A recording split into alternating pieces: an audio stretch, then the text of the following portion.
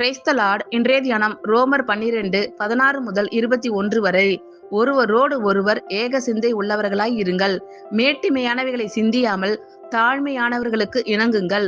உங்களையே புத்திமான்கள் என்று எண்ணாதிருங்கள். ஒருவனுக்கும் தீமைக்கு தீமை செய்யாதிருங்கள். எல்லா மனுஷருக்கு முன்பாகவும் யோக்கியமானவைகளை செய்ய நாடுங்கள்.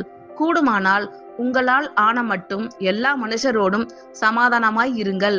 பிரியமானவர்களே, பழிவாங்குதல் எனக்குரியது, நானே பதில் செய்வேன் என்று கர்த்தர் சொல்லுகிறார் என்று எழுதியிருக்கிறபடியால் நீங்கள் பழிவாங்காமல் கோபாக்கினைக்கு இடம் கொடுங்கள்.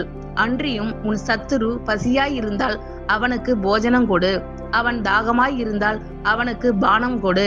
நீ இப்படி செய்வதினால் அக்கினி தழலை அவன் தலையின் மேல் குவிப்பாய். நீ தீமையினாலே வெல்லப்படாமல் தீமையை நன்மையினாலே வெல்லு. ஒருவரோடு ஒருவர் ஏக சிந்தை உள்ளவர்களாய் இருங்கள். மேட்டிமையானவைகளை சிந்தியாமல் தாழ்மையானவர்களுக்கு இணங்குங்கள். உங்களையே புத்திமான்கள் என்று எண்ணாதிருங்கள். ஒருவனுக்கும் தீமைக்கு தீமை செய்யாதிருங்கள். எல்லா மனுஷருக்கு முன்பாகவும் யோக்கியமானவைகளை செய்ய நாடுங்கள். கூடுமானால் உங்களால் ஆன மட்டும் எல்லா மனுஷரோடும் சமாதானமாய் இருங்கள்.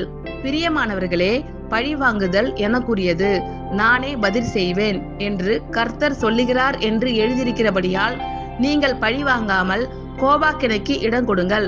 அன்றியும் உன் சத்துரு பசியாய் இருந்தால் அவனுக்கு போஜனம் கொடு, அவன் தாகமாய் இருந்தால் அவனுக்கு பானம் கொடு.